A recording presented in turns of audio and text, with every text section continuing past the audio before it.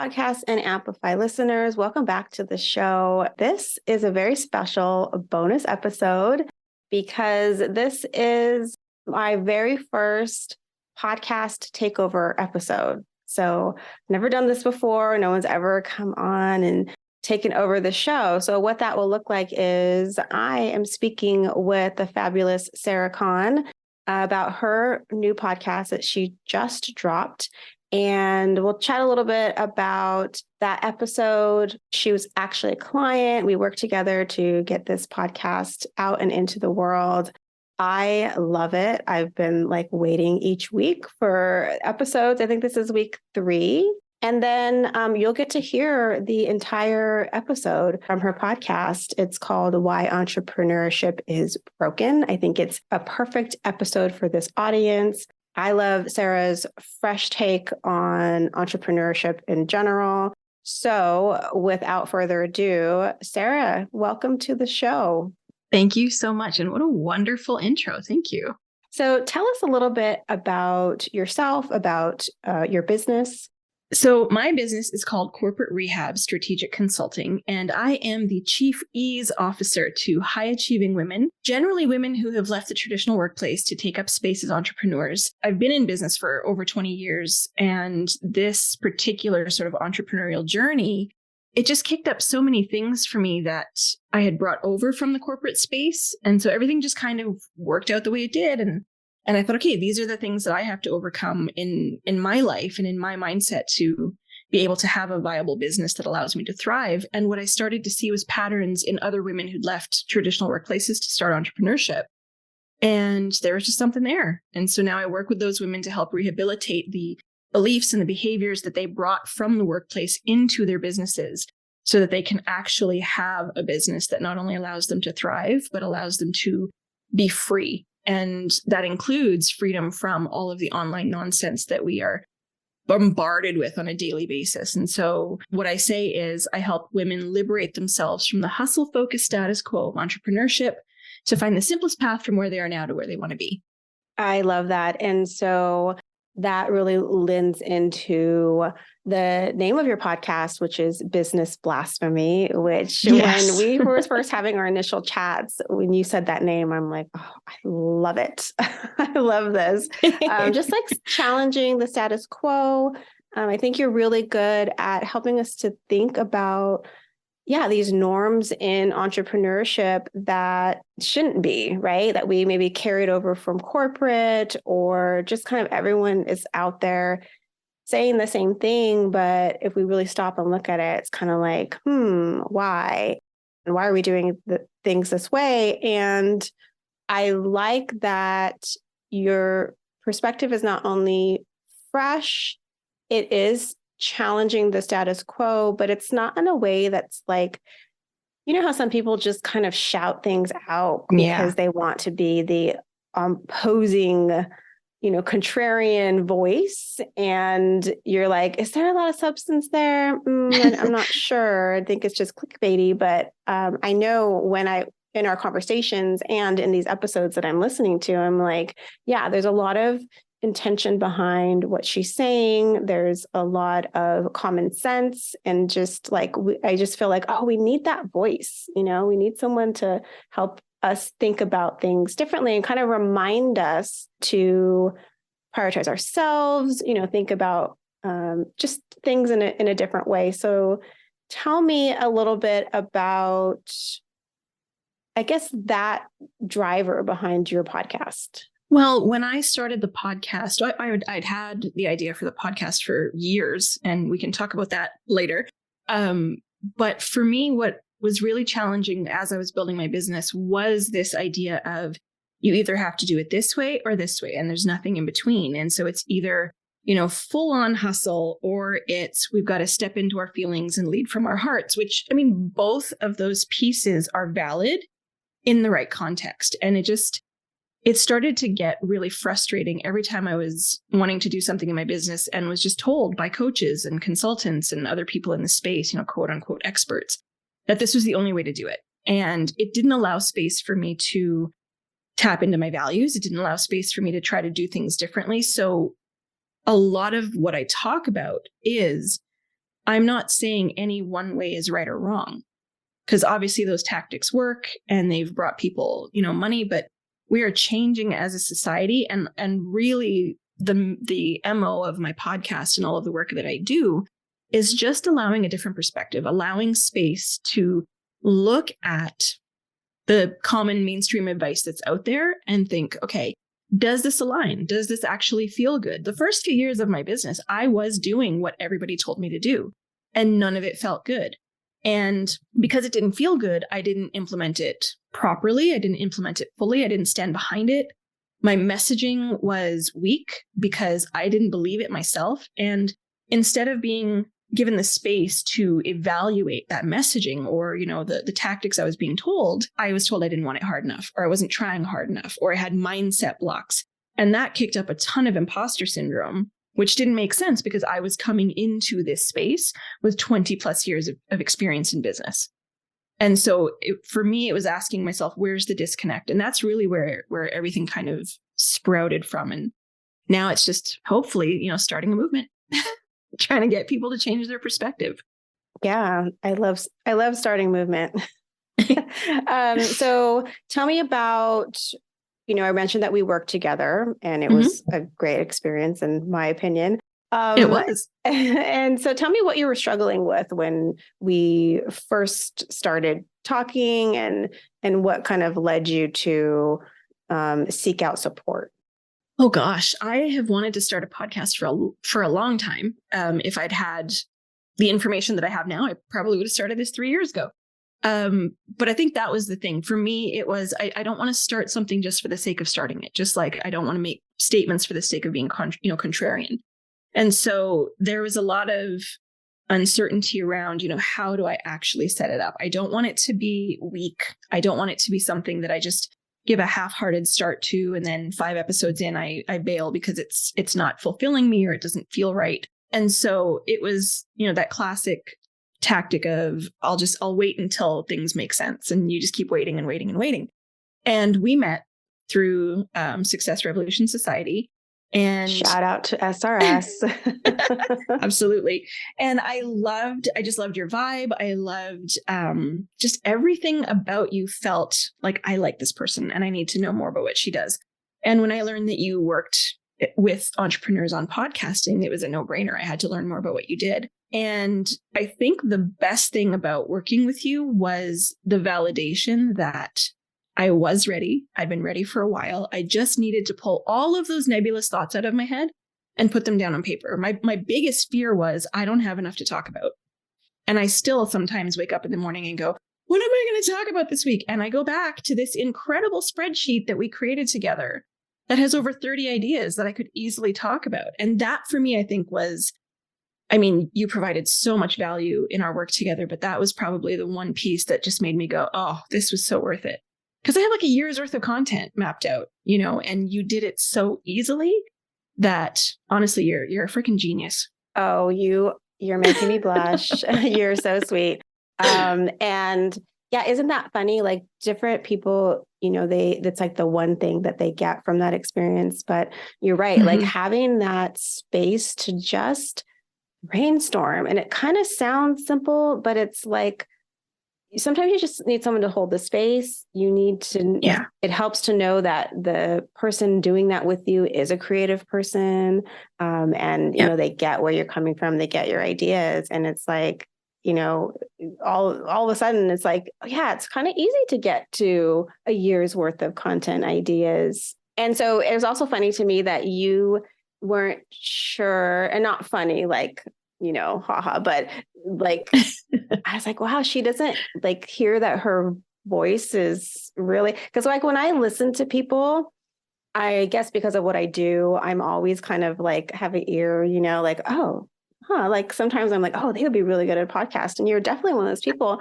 And then I didn't know that you had this whole other like speaking path that you're taking and aspiration. So for me, I was like, oh, this is like a no-brainer. And we just need to like get together and make this magic happen. So absolutely. And the other thing that, I will say that people don't often want to admit, because we're all human.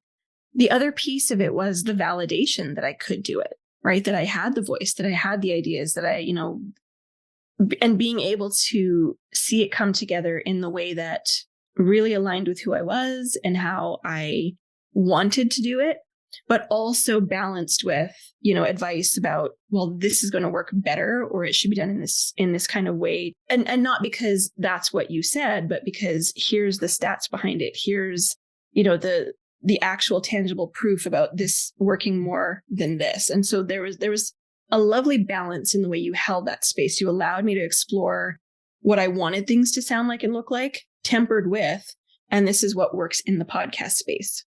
So it just, it wasn't just one end of the spectrum or the other. It was like a holistic experience, which was really wonderful. Oh, I love that. I love that. My goal is to always, honor the person, right? And what works for them. And then there's also, you have to ground it in the reality of podcasting space. So Absolutely. I love that you highlighted that. So speaking of this experience that led to this podcast that is freaking fantastic. So the episode that we're going to play for this episode here on Podcast and Amplify is episode 1, I believe, Why Entrepreneurship is Broken. So that's an exciting title, and I've listened to it. I really enjoyed it. So if you could tell us a little bit about the episode, what inspired it. Let me just pull a quote from it because it made me laugh. So, and I can't remember at what point you said this in the episode, but you said you can't make 6 figures working 1 hour a day from your phone. And to me, that was like, yeah, that's kind of the message that we're told around entrepreneurship, that this is possible. And if you're not able to do that, you're doing it wrong. So set this episode up for us a little bit. Awesome. Okay. So this episode, I wanted it to be the premier episode because it really kind of sets the foundation for everything that I want to do in this podcast. And it is looking at the mainstream advice, the status quo that we are constantly sold about how entrepreneurship is easy and it's simple and you just need to do this and you can make 6 figures. And, the idea of what success should look like, what businesses should look like, how we're supposed to show up, and just the unrealistic expectations of people who have maybe never had business experience coming in as business owners and being told they're CEOs and they have to have a certain mindset, and basically questioning all of the things that we hear on a daily basis, breaking them down and saying, look, I understand that, mindset, yes, does play a role in it, and foundation does play a role in it. And all of these things do play a holistic role. However, you still have to understand that a business is a business is a business. And it's all of these unrealistic expectations and promises which set people up to fail, when really they could have succeeded if they just shifted their perspective a little bit about how long things actually take and what they take. So that's really what the episode is all about. And it kind of sets you up for more later on. Awesome. So we are going to play that episode. Just as a disclaimer, Sarah is unvarnished. There are curse words, which I personally love because that's just her voice. And, sometimes you got to use a good curse word. Absolutely. So, in my opinion. So I just wanted to put that little disclaimer, but I've listened to all of her episodes so far and you will not be disappointed. So enjoy this episode of Business Blasphemy. Sarah, thank you so much for being here. My pleasure. Thank you. Welcome to the Business Blasphemy podcast, where we question the sacred truths of the online business space and the reverence with which they're held. I'm your host, Sarah Kahn, speaker, strategic consultant, and BS busting badass. Join me each week as we challenge the norms, trends, and overall bullshit status quo of entrepreneurship to uncover what it really takes to build the business that you want to build in a way that honors you, your life, and your vision for what's possible, and maybe piss off a few gurus along the way. So if you're ready to commit business blasphemy, let's do it. Hello, and welcome to the Business Blasphemy podcast. This is episode 1. I wanted to set some context for today's episode before I dive right in. While I am a coach / consultant, I do still work as an operations professional. I've been working in an operations capacity for over 20 years, both in corporate and as an entrepreneur. I still work as a director of operations for a select number of retainer clients because I truly believe that you should keep doing the thing that you coach on and you consult on if you want to stay relevant and keep your expertise sharp. So I'm still in operations circles, and that's how today's topic came to be. It was something that really, really bothered me, and I hemmed and hawed about what this premiere episode should honestly be about. And truly, this feels right. So I'm going to preface the whole thing by saying, here's my disclaimer, that what I'm talking about today doesn't apply to everyone. Obviously, I get it. I'm making some major generalizations, but I also see a lot of this in the online business space and have seen a lot of it over the years. And I've had clients come to me to help fix this over the years. So while I'm not saying by any stretch of the imagination this applies to everybody, it definitely applies. I want to talk about expectations in the online business space and why entrepreneurship feels broken as a result. A while ago, I was sent a post for an operations manager position, an independent contractor role, with a company where the CEO was very open about they make easy 7 figures every year, they have the money. I viewed the role on my cell phone because I do occasionally, like I said, take on operations clients. Now, the job spec was 7 screen lengths long. 7. Not the entire ad. The duties required. That's it. Like, not the rest of the ad with all of the other peripheral information, just what they expected this person to do. It covered everything from operations management, team management, personal assistant tasks. There was client management in there. There was client facing work. There was hiring and onboarding of new team members, launch management, social media, like a ton of stuff, 7 screen lengths long. And I have right now, as of this recording, an iPhone 12 Pro Max. So it's a big fucking screen. It's not like a tiny little one.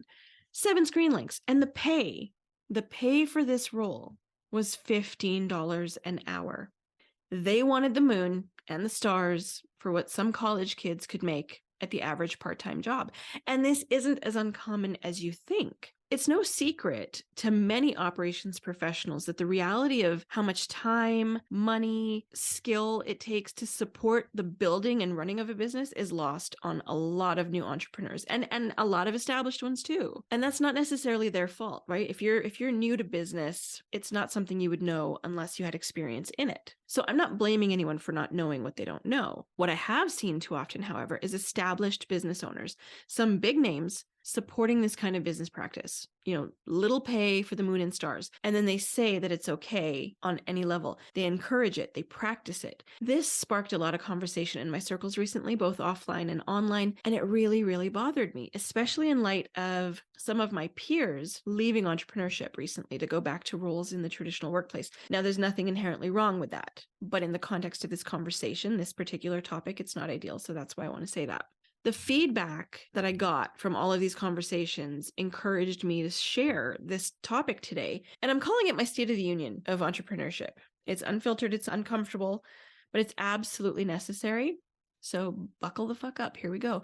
Entrepreneurship, my friend, like I said, is broken. That's the state of business today in the online space. The number of incredible, talented entrepreneurs who are leaving, some after 10 plus years in the space, is concerning, right? And I'm not talking about other things, other factors like recession and all of that stuff. I'm talking solely about because of the practices that are happening in the online space. The number of businesses shutting down, the number of solo business owners getting traditional jobs, full or part-time, to help cover the bills, or who just want out of this completely exhausting game of how can I make the most money possible for the least investment possible, and I don't care who gets stepped on along the way. Why is it happening? Why are so many people leaving or feeling discouraged, feeling like they aren't cut out for entrepreneurship?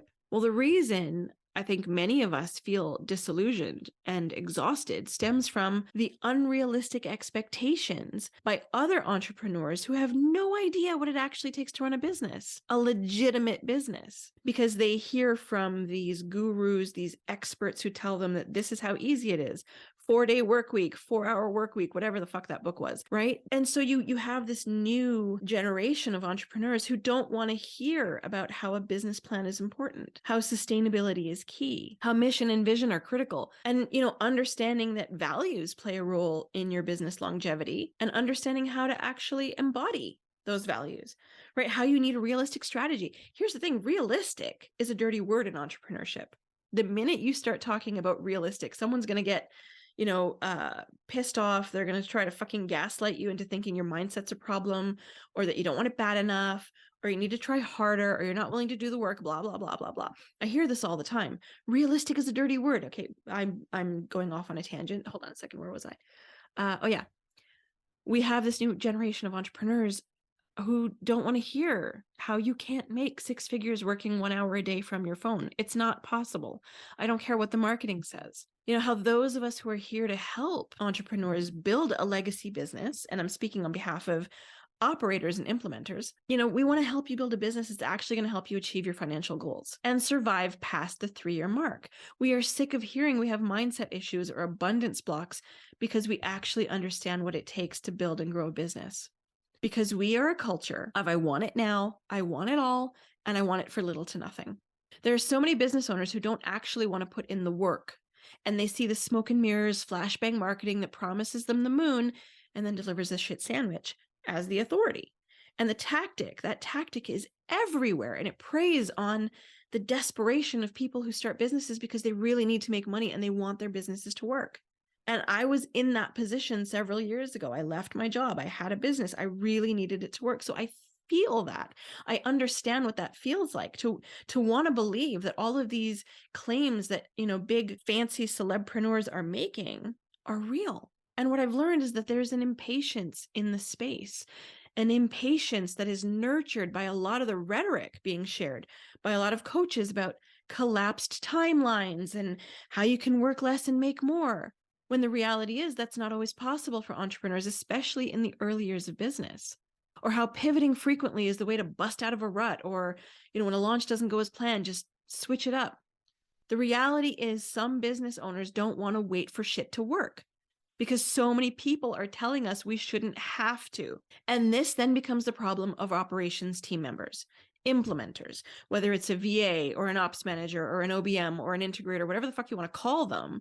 Because they're the ones who have to build and pivot and constantly try to keep the infrastructure of the business from collapsing because the business owner got a case of FOMO or shiny object syndrome or was wooed by an influencer coach who told them they could get their goals faster by doing XYZ with no real understanding of where that business owner actually is in the entrepreneurial journey.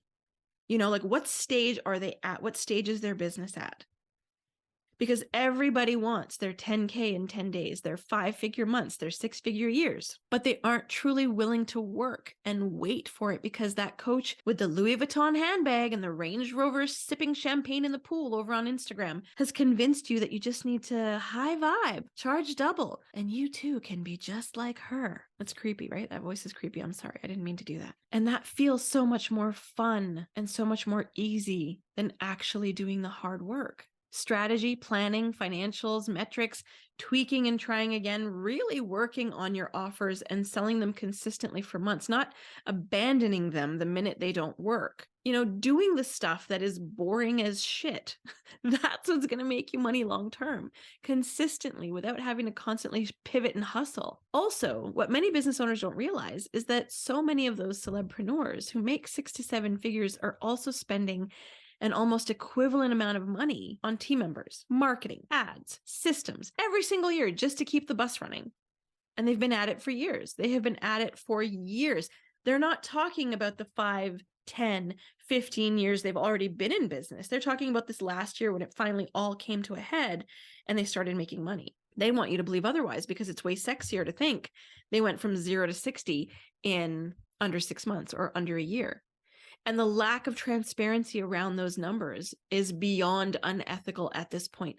I have worked in operations for years, which means I've seen the back end of a lot of businesses that are making serious money. And I can tell you, without a doubt, the vast majority of the time, what you see in front of the curtain doesn't match what's going on behind the scenes in any way.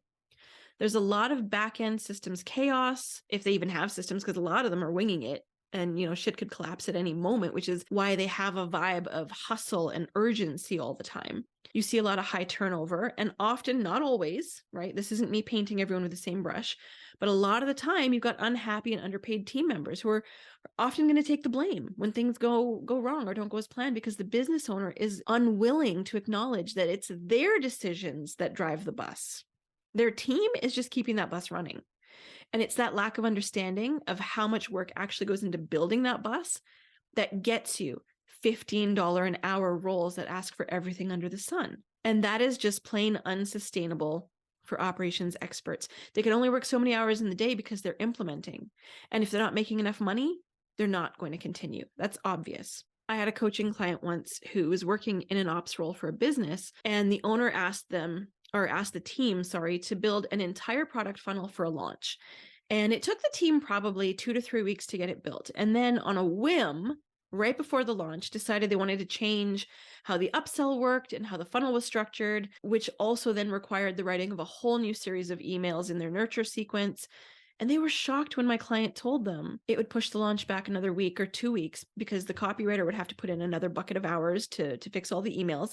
And then the tech person would have to put in another bucket of hours to ensure everything was connected in the back end and the triggers worked the way they were supposed to. And forms went where they were supposed to. And the business owner literally just thought all that needed to be done was switching out a couple of buttons on the sales page. It's that lack of understanding. And I'm not saying every business owner has to understand every single aspect of their business. That's why you hire experts. That's why you outsource things. But it's that lack of understanding and really respecting the expertise and authority of operators that causes a lot of friction and frustration and obviously, downright offense when operators and implementers see roles advertised at 10, 15, even $20 an hour. Oh my God. And don't get me started on the celeb coach I saw a little while ago saying that she pays $5 an hour to overseas team members, because that is a conversation for another day. And it's going to drum up some serious fight energy that I think y'all are going to need to prepare for.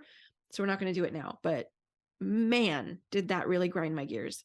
And finally, those same business owners, they often have an unsustainable business model that requires the constant hustling. And more often than not, no real take-home income because they spend as much as they make just to keep things afloat. Oh, okay. And while we're on the subject, no, Lauren, you can't make $250,000 in your first year. Let me explain. I had a discovery call last year with a prospective client who wanted to work with me in my one-to-one coaching consulting hybrid. And the first question she asked me was if I could guarantee that she'd make $250K in her first year. Now, first of all, I don't make guarantees. I think it's not really ethical to make guarantees because you can't guarantee because there are too many variables. Second, she couldn't actually tell me why $250K was the number. Right? She just said, I heard the number being batted around. I thought that was a good goal. And when I said no, she looked at me like I'd physically slapped her. I didn't. It was a Zoom call. So here's what I told her. I said, is it possible to make $250K in your first year without any vetted offers or audience or clients or lead gen or marketing content or anything like that?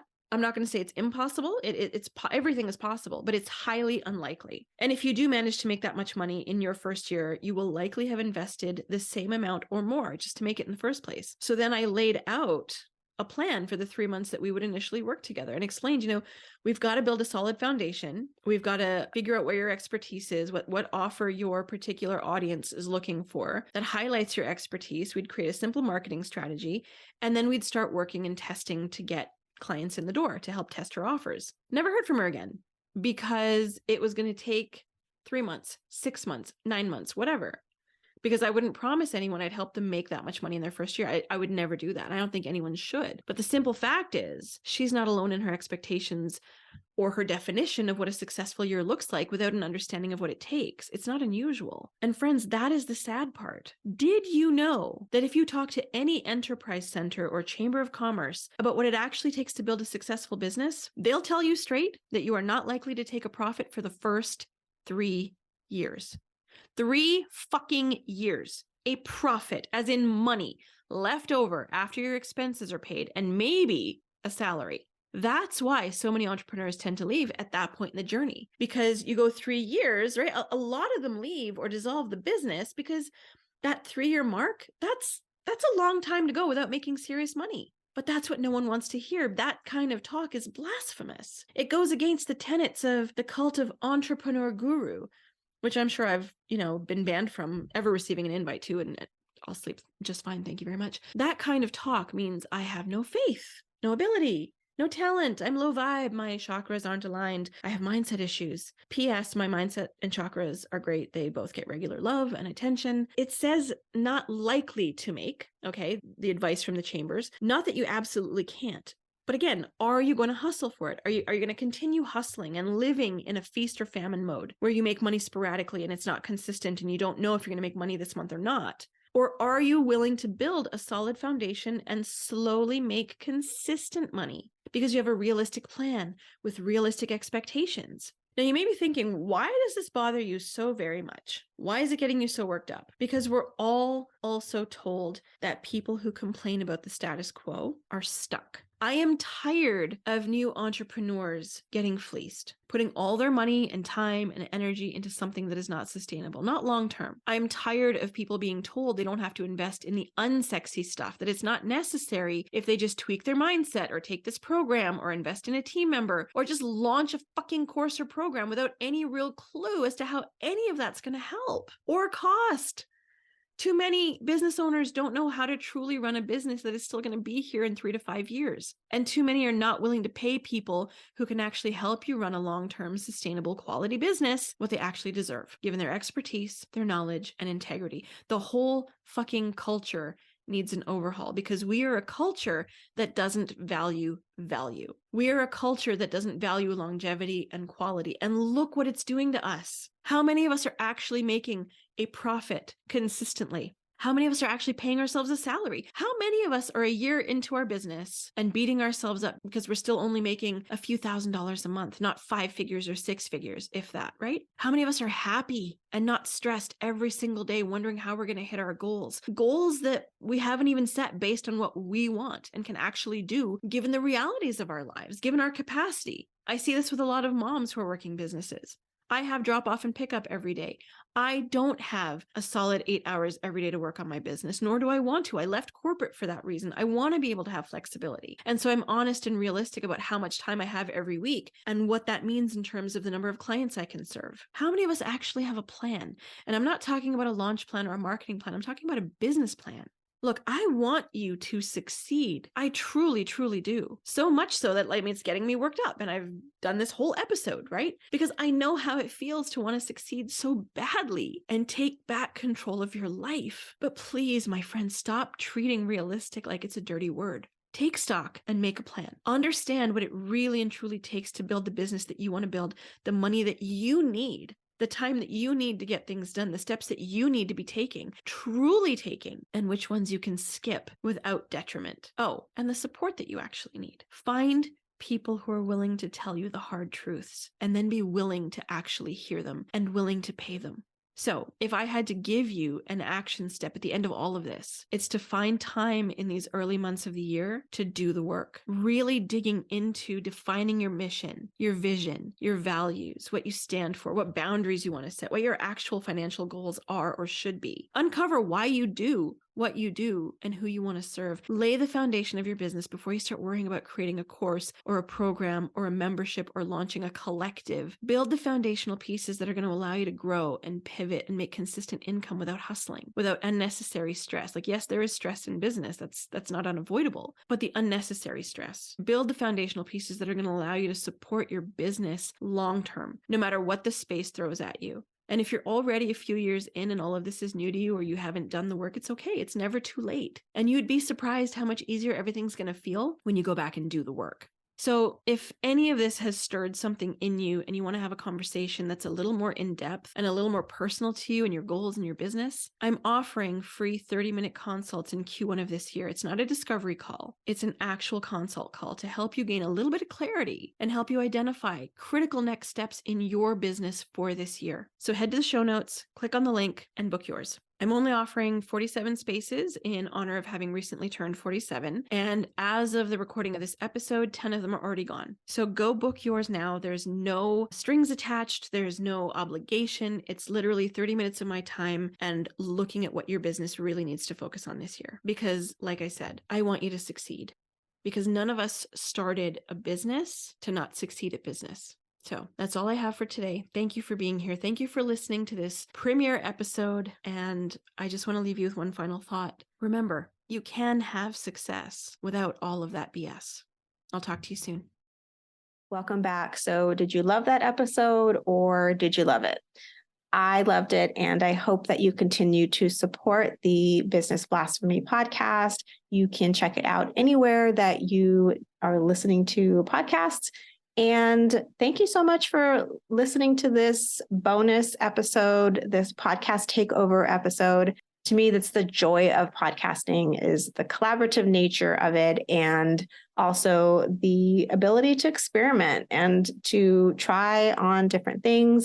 The launch of season 4 is right around the corner. We will be back for a fresh, new, fantastic season on March 1st, my birthday month, just so happens to be.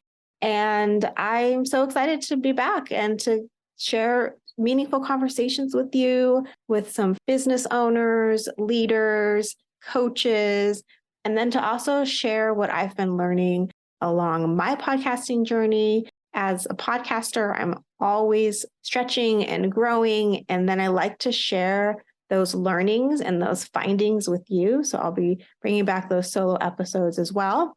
And if you're looking for more about Podcast and Amplify, podcasting resources, ways that we can work together, make sure to head over to podcastandamplify.com. That's where you can get all the goodness that we offer here. Thank you for being here. Thank you for listening. And remember, your voice and what you have to say is needed in the world. Until next time, thanks for listening. Thanks for listening to this episode of Podcast and Amplify. If you love the show, make sure to subscribe so you don't miss an episode. And the best way to support this show is by sharing, rating, and reviewing the podcast. For those of you who leave a review, you'll get the chance to win a 30-minute strategy session or a mini audit of your existing podcast. Thanks for listening, and remember, your voice and what you have to offer is needed in the world. Until next week, take care.